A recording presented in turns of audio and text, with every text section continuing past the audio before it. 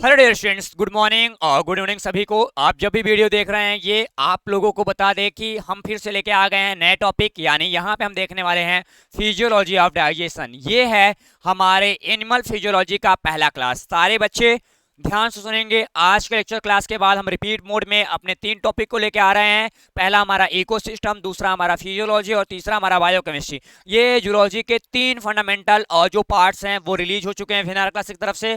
तो आप जल्दी से तीनों टॉपिक को लिए हमारे प्लेलिस्ट को चेकआउट कर लीजिए एंड चैनल को शेयर एंड सब्सक्राइब करना ना भूलिएगा और वीडियो को लाइक कर दो और नीचे कमेंट करके बताओ कि आप कहां से हो और कौन सी पढ़ाई कर रहे हो, बीएससी में हो, एमएससी में हो या इंटरमीडिएट में हो, जरूर बताना प्यारे बच्चे। चलते हैं अपने टॉपिक की तरफ। यहाँ पे हम बात करेंगे आज फिजियोलॉजी। हमको फिजियोलॉजी के 5 टॉपिक पढ़ने हैं। पहला हमको डाइजेशन पढ़ना है, दूसरा हमको एक्सक्रीशन पढ़ना है, फिर हमको सर्कुलेशन पढ़ना होगा, फिर रिस्पायरेशन पढ़ना है, फिर लोकोमोशन पढ़ना है, मसल्स को बारे में हम पढ़ लेंगे। यानी 5 टॉपिक के फिजियोलॉजी को खत्म कर लेंगे। तो चलते हैं आगे। आप बनाइए नोट्स, हम आपके लेके चलेंगे आपके पूरे टॉपिक को। ये हमारा वेबिनार क्लासेस का सारा इन्फॉर्मेशन हम देते हैं आपको। आपके नोट्स, आपके स्टडी या फिर कह सकते हो कि आपके सिलेबस के बेस पे पूरा notes material and lecture classes.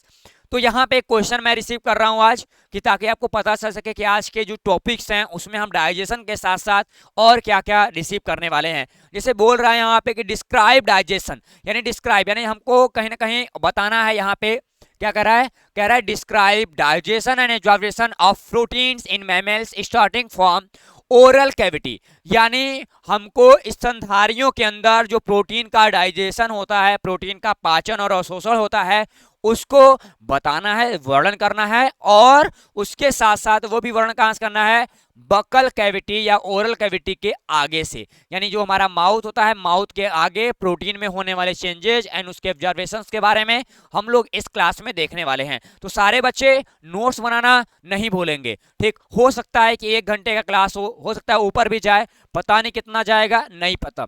Notes थोड़े लंबे हैं, इसके नोट्स हमारे ऐप के ऊपर हैं, आप वहां पे जाके देख सकते हो अपने कोर्सेज के अंदर। ठीक, लेकिन मैं यहाँ पे ओवरव्यू लेता हुआ हर एक पॉइंट चलूंगा ताकि आपको शॉर्ट फॉर्म में पूरा 1 घंटे में हमारा पूरा डाइजेशन का जो प्रोटीन वाला सेक्शंस हैं वो पूरा खत्म हो जाए। फिर हम नेक्स्ट दिन कार्बोहाइड्रेट के बारे में पढ़ेंगे। ठीक, तो ध्यान देना, यहाँ पे आप आंसर के बारे में बात करेंगे, नंबर आंसर कैसे लिखते हैं इसके बारे में।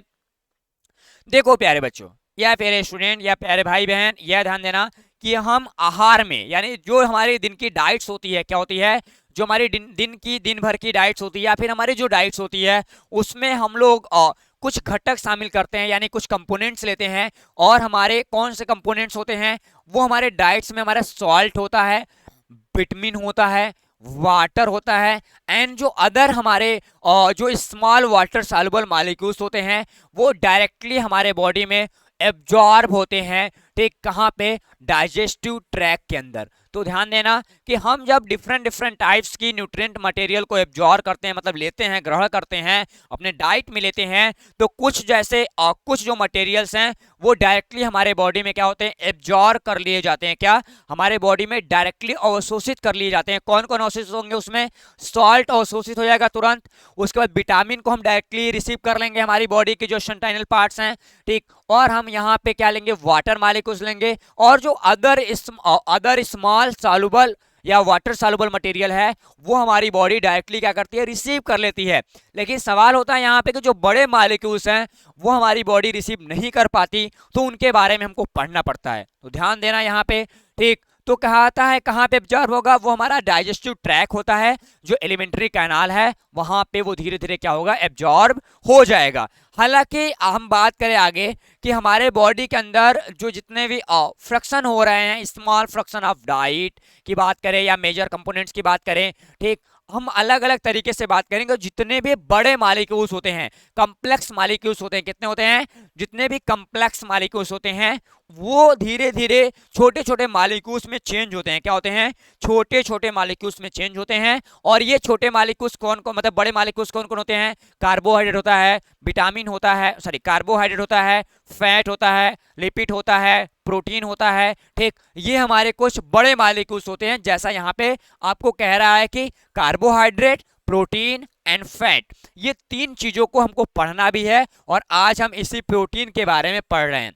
ठीक, और आगे कह रहा है कि हम लोग यहाँ पे इनके एब्जॉर्ब इसको करने के लिए, यानी इसको अवशोषित करने के लिए, प्रोटीन को अवशोषित करने के लिए, या कार्बोहाइड्रेट को अवशोषित करने के लिए, या फिर लिपिड को अवशोषित करने के लिए, एब्जॉर्ब करने के लिए हमको कहीं ना कहीं इसको ब्रेक डाउन करना पड़ता है, यानी छोटे छोटे पार्ट में तोड़ना पड़ता है। जस्ट लाइक जैसे हमारे प्रोटीन्स होंगे तो उनको हम अमीनो अम्ल के बेसिस पे तोड़ेंगे, अमीनो एसिड के बेसिस पे तोड़ देंगे, और उसके बाद हमारे कार्बोहाइड्रेट होंगे तो उनको मोनोसेकेराइड में तोड़ेंगे, और फैट होंगे तो हम उन्हें फैटी एसिड में तोड़ देंगे। हम इन पूरे टॉपिक को पूरे इन प्रोटीन, कार्बोहाइड्रेट और विटामिन, फैट जितने भी लोग हैं उनको बायोकेमिस्ट्री वाले सेक्शंस में बारी बारी से पढ़ रहे हैं। वहां पे कार्बोहाइड्रेट वाला सेक्शन चल रहा है, आप वहां पे देख सकते हैं। ठीक, तो ध्यान देना, इनको बिना कभी भी इनको एब्जॉर्ब करने के लिए हमको इनको क्या करना पड़ता है, तोड़ना पड़ता है। कहाँ पे, डाउन इनटू स्मॉलर कंपाउंड, यानी जो इसके स्मॉलर कंपाउंड्स होते हैं उनमें हम तोड़ देते हैं, तब जाके इनके पूरे मैकेनिज्म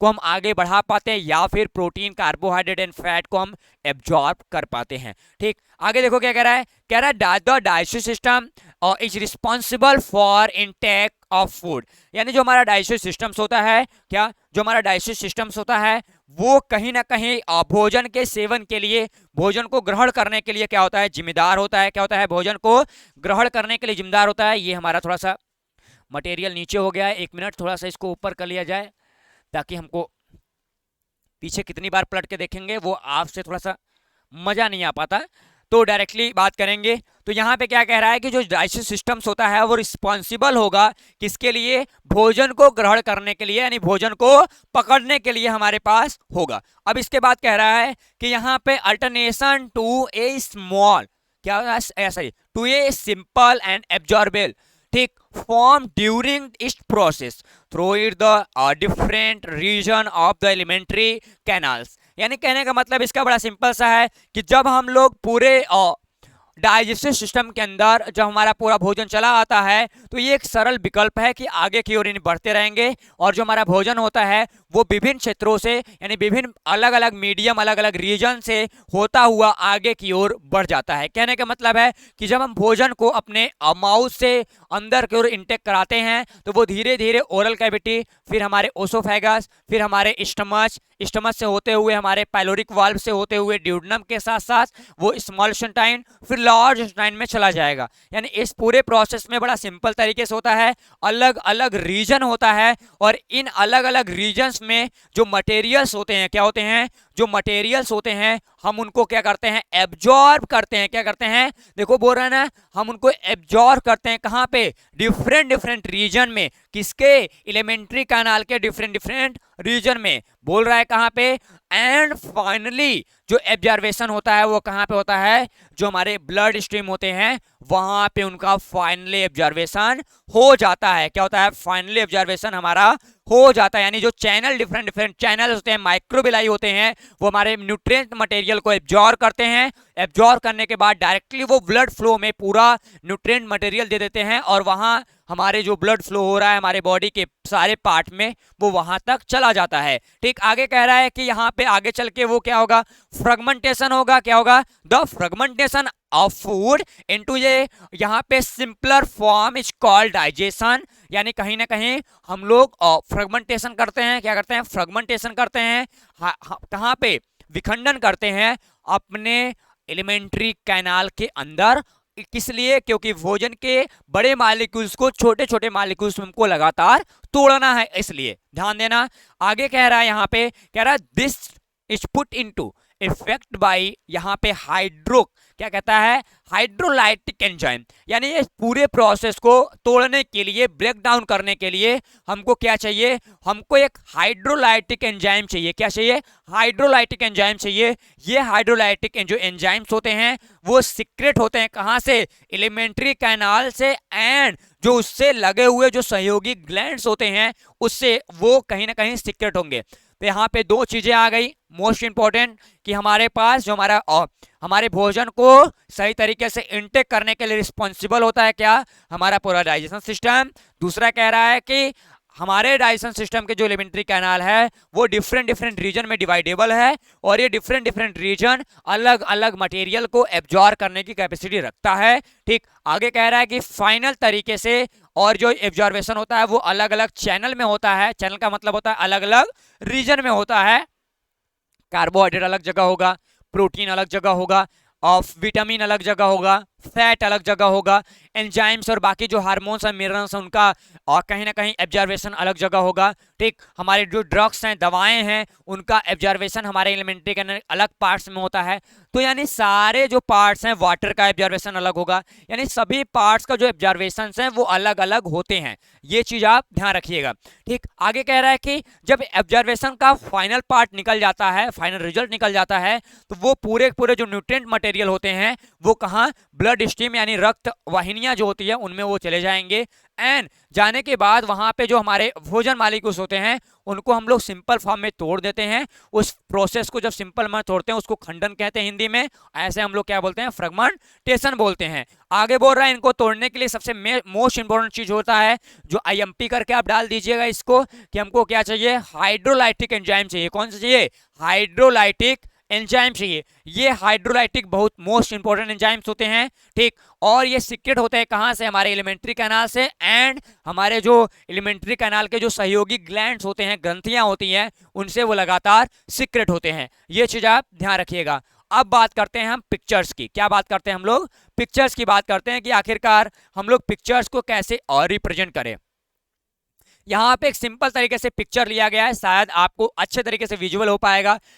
ये पूरा डाइजेशन सिस्टम्स हैं। एक बार प्यारे बच्चों सभी को बोल रहा हूं, भाई बहन जो भी देख रहे हैं, एक बार पूरे डाइजेशन सिस्टम के सारे जो बेसिक एलिमेंट्री कैनाल का पार्ट्स है, स्ट्रक्चर्स, उसको ध्यान से देखना, क्योंकि आगे हम पेनक्रियाज बोलेंगे, आगे हम ओसोफेगस बोलेंगे, आगे हम ओरल कैविटी बोले, हम आगे स्टमच बोले, आगे स्मॉल इंटेस्टाइन बोले, आगे पाइलोरिक वाल्व बोले। तो आपको इनके बारे में पता होना चाहिए कि हमारे डाइजेशन सिस्टम में किधर को है और किधर को नहीं है। जैसे जो MSc कर रहे होंगे, BSc कर रहे हैं, उनको पता है, लेकिन जो इंटरमीडिएट के बच्चे भी कभी कभी वीडियो देख लेते हैं और नीचे प्यारा सा छोटा सा कमेंट करते हैं प्यारे बच्चे, तो उनके लिए भी ये काफी इंपॉर्टेंट है, क्योंकि बड़े क्लास की वीडियो यदि छोटे बच्चे देखते हैं उनको ज्यादा मटेरियल मिलता है, ज्यादा एक्सप्लेनेशन मिलता है। देखो छोटे क्लासों में टीचर जो होते हैं वो एक्सप्लेनेशन और बाकी मटेरियल से थोड़ा दूर भागते हैं, उनका मतलब होता है पॉइंट ऑफ व्यू को समझाना। लेकिन मेरा मतलब यानी हमारे जो हायर क्लासेस टीचर होते हैं वो हर एक छोटे छोटे बारीकी को रिप्रेजेंट करने की कोशिश करते हैं, ताकि हम लोग जो नॉलेज ले रहे हैं वो एक परफेक्ट नॉलेज हो। क्योंकि हमारे MSc के जो बच्चे होंगे वो आगे चल के टीचिंग करेंगे, तो वो भी जब जानते रहेंगे अच्छे से, तब जाके अपने स्टूडेंट को सही तरीके से वेरीफाई करा पाते हैं। तो सबसे पहले प्यारे बच्चों आ जाओ, यहाँ पे बात करते हैं हम लोग अपने ओरल कैविटी यानी पार्ट नंबर फर्स्ट को देखेंगे। यहाँ पे पहला पार्ट आपको दिखाई दे रहा है ओरल कैविटी। यानी ओरल कैविटी वो पार्ट है, क्या कहते हैं, ओरल कैविटी एक पार्ट है जहां से हम लोग क्या करेंगे, छोटे छोटे मॉलिक्यूल जो होते हैं, क्या होते हैं, छोटे छोटे जो मॉलिक्यूल्स होते हैं वो किसके, हमारे न्यूट्रिएंट मटेरियल के, इसको एब्जॉर्ब किया जाएगा। ये जैसे अंदर जाएगा, अंदर जाने के बाद उसको हम लोग बोल देते हैं क्या, ओरल कैविटी। जहां से ये जाएगा उसको बोलते हैं माउथ। क्या बोलते हैं, माउथ। अब ओरल कैविटी में गया, ओरल कैविटी के 3 फंडामेंटल पार्ट्स होते हैं। पहला होता है सलाइवरी ग्लैंड्स, दूसरा होता है टीथ, और तीसरा होता है यहाँ पे हमारा टंग। यानी टीथ क्या करेगा, टीथ केवल भोजन को यानी जो न्यूट्रिएंट मटेरियल होते हैं उनको तोड़ने फाड़ने का काम करता है, वो आप जानते हो। ठीक, डिफरेंट डिफरेंट कैनाइन है, इंसीजर है, प्रीमोलर्स और मोलर्स हैं, सबके डिफरेंट डिफरेंट वर्क हैं। और इनका फिजियोलॉजी में नहीं, जब हम लोग डाइजेशन सिस्टम का एनाटॉमी पढ़ते हैं तब इसको पढ़ते हैं, फिजियोलॉजी में हम वर्किंग के बारे में पढ़ते हैं केवल। ठीक, तो केवल हमारा माउथ अंदर की ओर यानी ओरल कैविटी में जो हमारा कह सकते हो टीथ है वो भोजन को चिड़ फाड़ के अंदर की ओर भेज देगा। दूसरा फंक्शन हमारे पास टंग का है, जो हमारी जीवा होती है, जो हमारा जीभ होता है, ये क्या करेगा, ये केवल मटेरियल को टेस्ट करता है। टेस्ट करने के बाद उसके पूरे क्वालिटी को बता देता है कि हमारे पास मीठा किधर लग रहा है, तीखा किधर लग रहा है, खट्टा किधर है, नमकीन किधर है, कड़वा किधर लग रहा है, सबके अलग अलग रीजन को बता देगा। उसके बाद बात करते हैं सलाइवरी ग्लैंड्स की। तो सलाइवरी ग्लैंड्स में हम लोग इसमें 3 पेयर्स होते हैं, यानी 3 पेयर्स होते हैं। ठीक, तो तीनों पेयर्स को पैरोटिड सबसे बड़ी ग्लैंड से हम लोग डिटेल करेंगे आगे इन पॉइंट्स में इनको। ठीक, तो हमारे पास यहाँ पे पाए जाते हैं, देख ध्यान देना, मेरे स्ट्रक्चर देख रहे हो यहाँ पे, तो ये जो स्ट्रक्चर्स आपको दिखाई दे रहा है, यहाँ पे आपको पैरोटिड ग्लैंड दिखाई देगा। कहाँ पे, यहाँ पे आपको पैरोटिड ग्लैंड दिखाई देगा। ठीक नीचे देखो यहाँ पे दिखाई दे रहा है, ये हमारा पैरोटिड ग्लैंड दिखाई दे रहा है। और ठीक इसके नीचे जो हमारी सब मैक्सिलरी ग्लैंड्स आपको दिखाई देंगी, और सब मैंडिबुलरी जो ग्लैंड्स होगी वो यहाँ पे ठीक इसके नीचे वाले हिस्से में दिखाई देती है। ठीक इसके पीछे हमारे फेरिंग्स हो जाते हैं, क्या, फेरिंग्स हो जाते हैं, और फेरिंग्स से अटैच हमारा आगे की ओर टंग लगा होता है। ठीक। और भोजन यहाँ जाने के बाद केवल छोटे छोटे मटेरियल और टालिन एंजाइम से और जो सलाइवरी इमाइलेज है उससे कनेक्टेड हो जाएगा और जो फूड मालिक्यूल्स होगा वो नीचे की ओर चला जाएगा। जब फूड मालिक्यूल्स नीचे चला जाता है इसको बोलते हैं ईसोफेगस। ईसोफेगस में यहाँ पे क्रमाकुंचन गति होता है, पैरालास्टिक का मूवमेंट्स होंगे, वहां से पूरे हमारे जो फूड मालिक्यूल्स होंगे वो वहां पे होते हुए वहां से नीचे की ओर चले जाएंगे। कहाँ जाएंगे प्यारे बच्चे? वो जाते हैं नंबर 2 में। क्या जाते हैं? नंबर 2। नंबर 2 मतलब स्टमच में जाएंगे। तो स्टमच के 3 रीजन वैसे होते हैं। क्या? स्टमक के 3 रीजन होते हैं। बात करेंगे पहले रीजन को, यानी ऊपर का जो हिस्सा होता है उसको बोलते हैं कार्डियक रीजन। क्या बोलते हैं? Cardiac reason. और जहां पे हमारा ईसोफेगस और स्टमच आपस में मिलते हैं, ध्यान देना, जहां पे ईसोफेगस और हमारे कार्डियक यानी स्टमच मिलते हैं उस पार्ट को हम लोग कहते हैं कार्डियक वाल्व। यानी एक वाल्व यहाँ सिंगल पाया जाएगा, फिर हमारा यहाँ कार्डियक रीजन खत्म हो जाएगा, यानी भोजन जो आएगा इसी कार्डियक रीजन में पड़ा रहेगा। फिर कुछ टाइम बाद वो चला जाता है वहां पे बॉडी रीजन में, सॉरी फंडक पार्ट में, फंडस होता है, फंडस में चला जाएगा, कुछ टाइम वहां ठहरेगा, उसमें लगातार रोटेशन होता रहता है। और इसी के जो बॉडी रीजन होता है वहां से हाइड्रोक्लोरिक एसिड और बाकी जो हमारे कह सकते हो कि एंजाइम्स हैं वो वहां सीक्रेट होंगे, वो हमारे फूड पे वर्क करेंगे, उनको कहीं छोटे छोटे मॉलिक्यूल्स में ब्रेक करने के लिए। ठीक। उसके बाद हमारा पाइलोरिक वाल्व हो जाता है। बॉडी रीजन के बाद पाइलोरिक वाल्व होता है।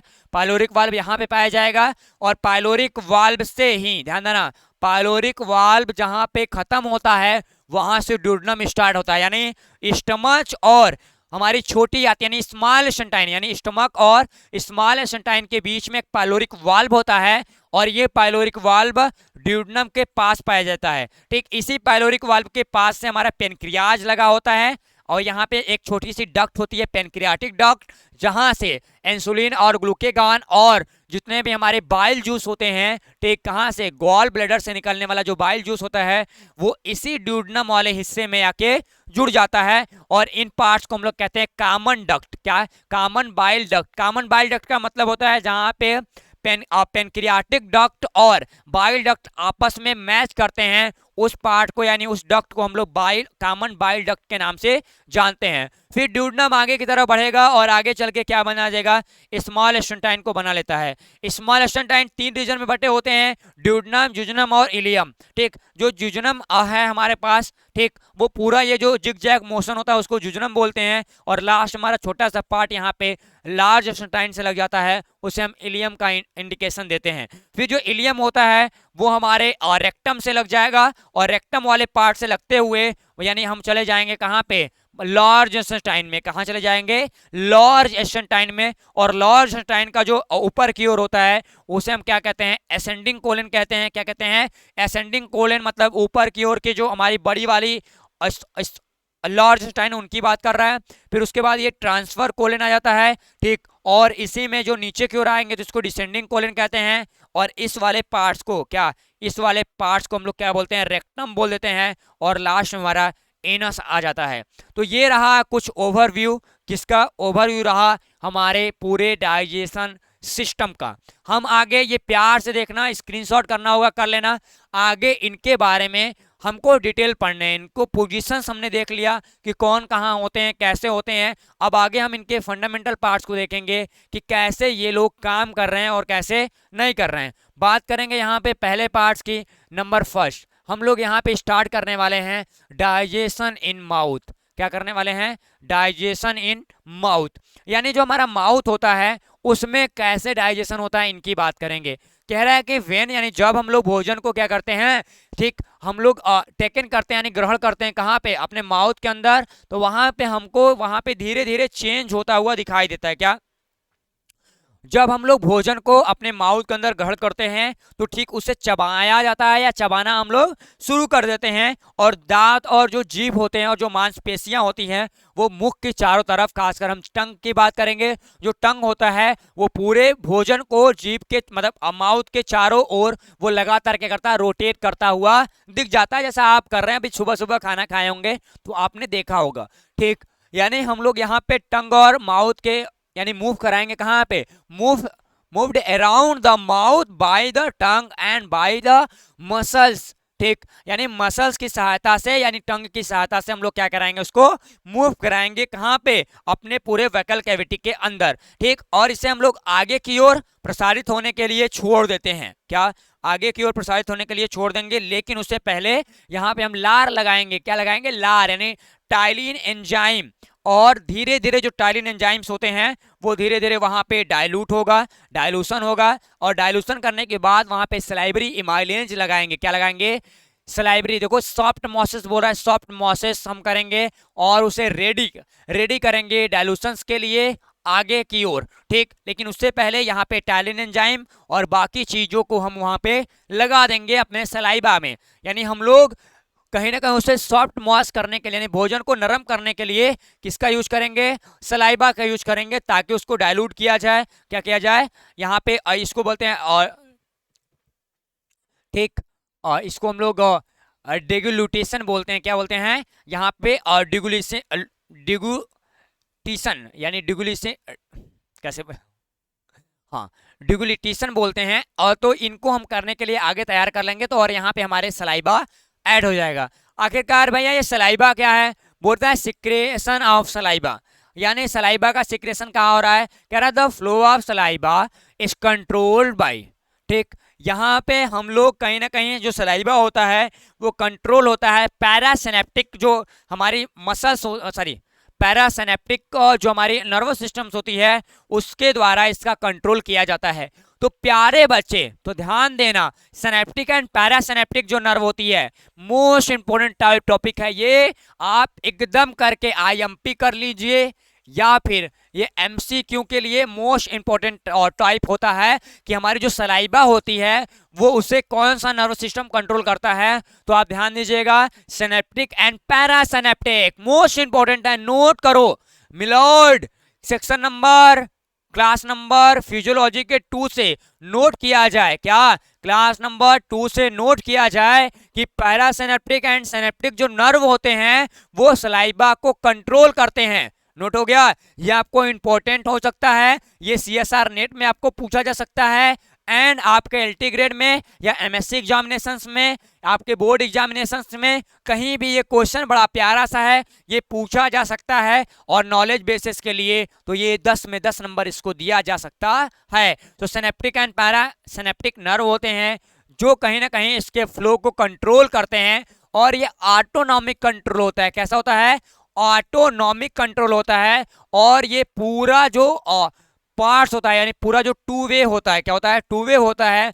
इनको कंट्रोल करने का पहला देखो क्या कह रहा है, 2 कंट्रोल होते हैं, दोनों कंट्रोल को बारी बारी से देखेंगे। नंबर फर्स्ट कंट्रोल आपको दिखाई दे रहा है, कह रहा है कि वातानुकूलित। ये वातानुकूलित का मतलब होता है कि ये यानी प्रतिवर्ती प्रक्रिया होती है। क्या होती है, प्रतिवर्ती प्रक्रिया होती है। ठीक, और ये कैसे काम करता है इनके बारे में बात करेंगे। कह रहा है किसी वस्तु की उपस्थिति के लिए बिना शर्त ये प्रतिवर्ती प्रक्रिया होती है, जैसे मुंह में भोजन।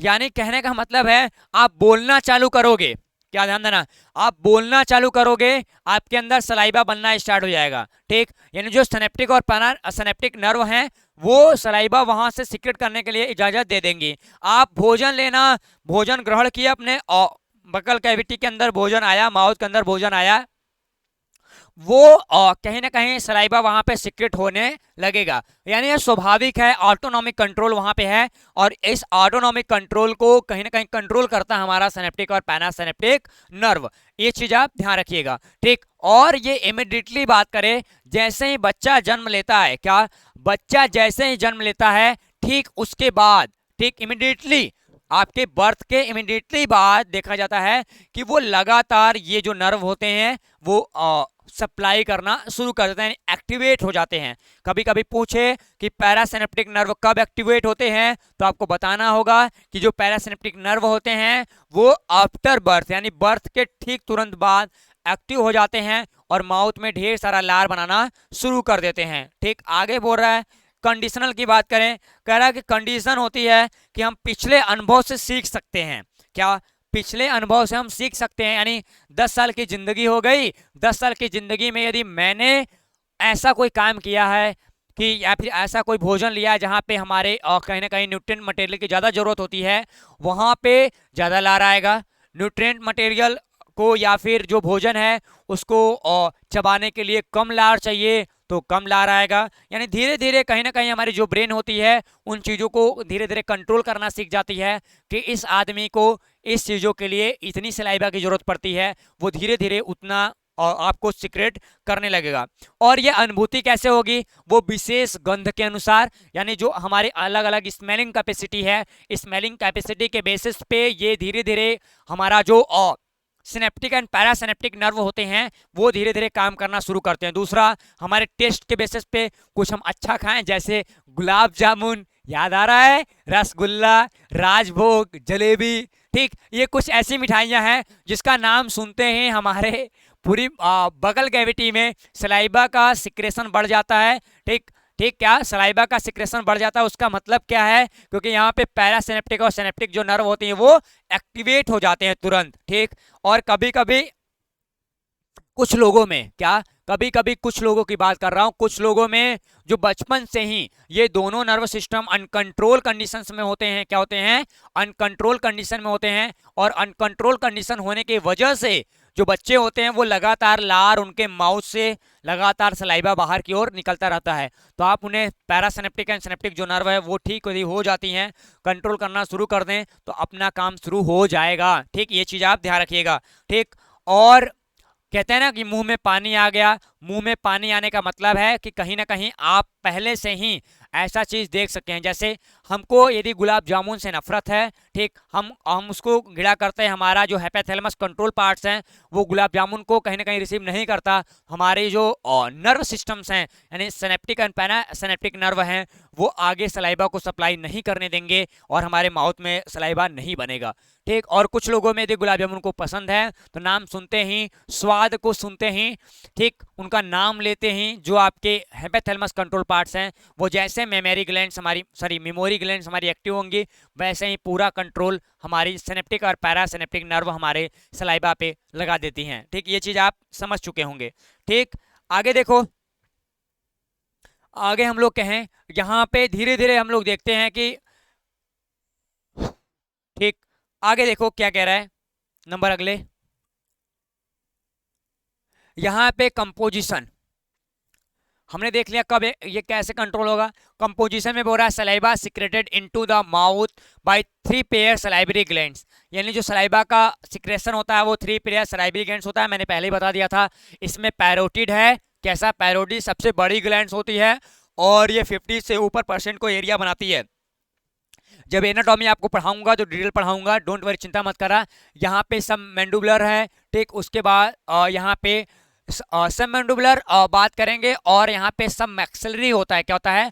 सब मैक्सिलरी होता है, मैक्सिलरी बोलते हैं इसको, सब मैक्सिलरी होता है। और यहाँ पे किसमें? ह्यूमन में, यानी अलग अलग लोगों में अलग होगा। ये रैबिट की बात कर रहा है, यानी खरगोश की बात कर रहा है, यानी खरगोश में क्या होगा? पैरोटिड होगा, सब मैंडुबुलर होगा और यहाँ पे सब लेंगुलर होगा। तो ये 3 ग्लैंड सब में पाया जाता है और हमारे में सब मैक्सिलरी पाया जाता है।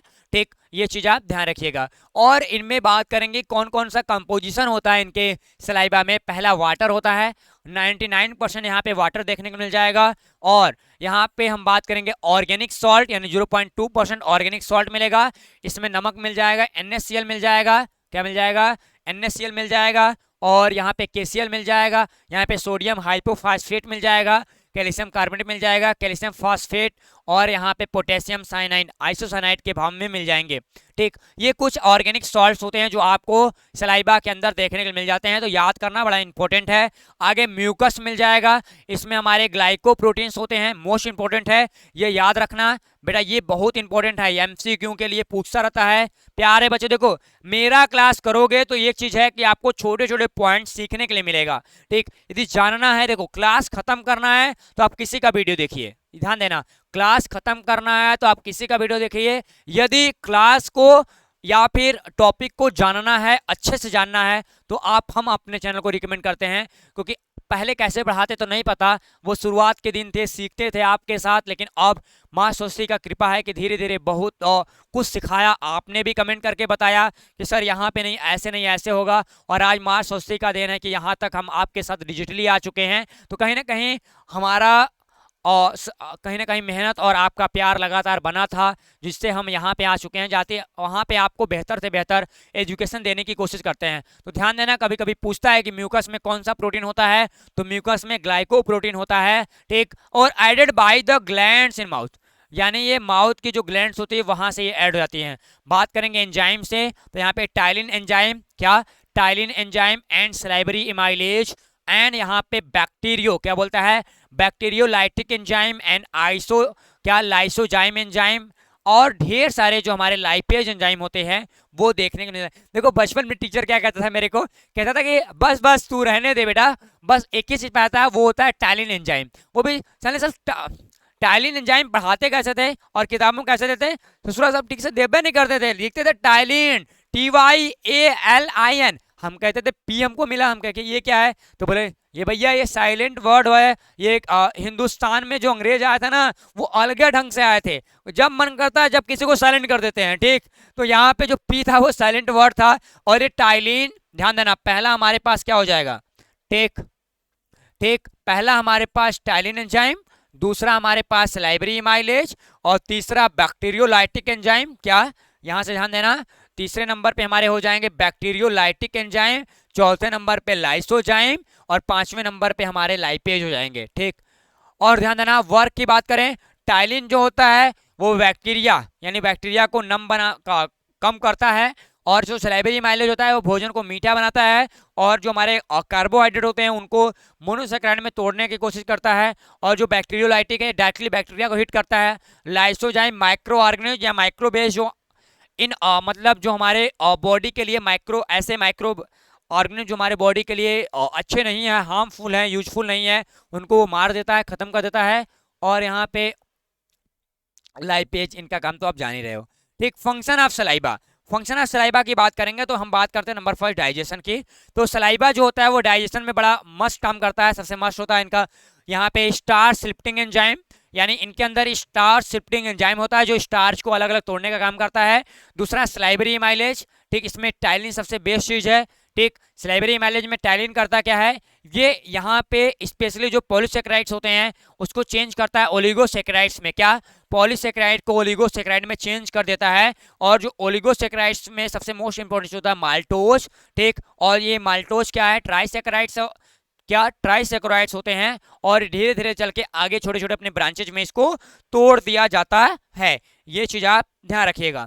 अब आगे क्या कह रहा है, आगे हम देखेंगे कि इनमें धीरे धीरे चल के वो ब्रांच में टूटेगा और ब्रांच में पॉलीमर मिल जाता है, और ऑरेंज करके यहाँ पे 8 ग्लूकोज मॉलिक्यूल्स मिल जाते हैं। यानी धीरे धीरे दो चीज बड़ी इंपॉर्टेंट चीज होती है डाइजेशन में। मेन फंक्शन हमारा होता है star shifting enzyme, most important, इसको ध्यान देना, क्या होता है, स्टार शिफ्टिंग एंजाइम होते हैं, ठीक। ये तोड़ देते हैं, स्टार शिफ्ट कर देते हैं, शिफ्टिंग कर देते हैं, यानी स्टार्च को तोड़ देंगे। दूसरा हमारे सलाइवरी माइलेज होता है टाइलिन, जो हमारे जो पॉलीसेकेराइड्स होते हैं उसको ओलिगोसेकेराइड, ओलिगोसेकेराइड को ट्राइसेकेराइड, और ट्राइसेकेराइड को मोनोसेकेराइड यानी ग्लूकोज के फॉर्म में तोड़ दिया जाता है। ये चीज आप ध्यान रखिएगा।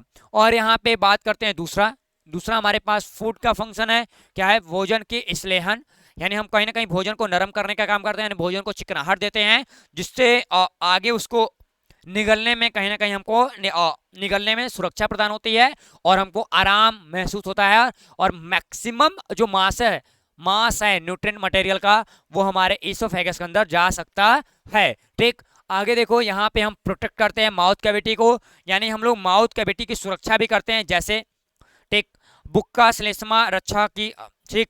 यहाँ पे नाजुक जो हमारे दीवार होते हैं ना, जैसे देखो ये जो किनारे किनारे जो बड़े बड़े हमारे, क्या, किनारे किनारे यहाँ पे क्या होते हैं, पतली सी दीवार होती है ना चारों तरफ, तो इन दीवारों को सुरक्षा करने के लिए भी कहीं ना कहीं हमारी पूरी जो सलाइवा होती है वो काम करते हैं, यानी म्यूकस, यानी इसको कहते हैं बुका, क्या बोलते हैं, बुका म्यूकस मेम्ब्रेन, क्या बोलते हैं इसको, बुका म्यूकस मेम्ब्रेन की रक्षा करती है, ठीक। और मुंह में नमी को बनाए रखती है, और जो अदर मांसपेशियां हैं, ठीक, उनको वो कम करती हैं कि ताकि वो सही तरीके से फंक्शन कर सके। अगला बोल रहा है कि यहाँ पे, अगला बोल रहा है स्पीच एंड क्लियरिंग, ठीक। यहाँ पे स्पीच का मतलब जब लगातार हम लोग बोलते हैं, जैसे हम अभी 1 घंटे से बोल रहे हैं, इसके पहले एक वीडियो और बना तो उसमें भी बोल रहा था, तो लगातार जब हम बोलते हैं तो हमारे माउथ के अंदर, ठीक, अंदर फैसिलिटेड फॉर्म बना रहे, चिकनाहट बना रहे, क्या चिकनाहट बना रहे और नम बना रहे, जिसमें हमारी जो जीभ की गति है, टंग की गति है, वो बनी रहे, और हमारी जो वाणी है, जो हम बोल रहे हैं ना, स्पीच दे रहे हैं, वो लगातार बनी रहे और उसमें रुके ना। कभी कभी क्या होता है कि हम बोलते कुछ और हैं, वो निकलता कुछ और, हमने सोचा कि हम ठीक बोले हैं ना, ध्यान देना। कभी स्टूडेंट कहते हैं सर आप गलती बोल दिए, तो ऐसा कुछ होता नहीं है, गलती कोई टीचर बोलता नहीं है, बट ये क्या है कि वो बोलता तो ठीक है, लेकिन वो सलाइबा और बाकी अनकंट्रोल हमारे जो ब्रेन की अनकंट्रोल कंडीशन होती है, उससे कहीं ना कहीं डिफेक्ट होने की वजह से वो धीरे से आपके पास जो जाते जाते वो कहीं ना कहीं उसकी लैंग्वेज या फिर जो उसकी स्पीच क्वालिटी है वो चेंज हो जाती है, जिससे आपको कुछ अलग सुनाई देता है। लोग बोलते हैं कि अरे ये पैसा नहीं कैसे बोल रहा है, ठीक। जैसे बिहार के लोग हैं तो वो वैल्यू को वैल्यू बोलते हैं, वो बोलते हैं वैल्यू ही है, लेकिन उनका जो प्रोनाउंसिएशन है, बोलने का तरीका है, वो वैल्यू आ जाता है, ठीक, वैल्यू वैल्यू बोलते हैं। तो वो कोई उनका गलत नहीं है, हम कभी बुरा नहीं मानते हम लोग, तो वो लोग चीज़ें वही हैं, घुमा फिरा के वहीं आती हैं, ठीक। तो अगला देखना, यहाँ पे टेस्ट की बात कर रहा है।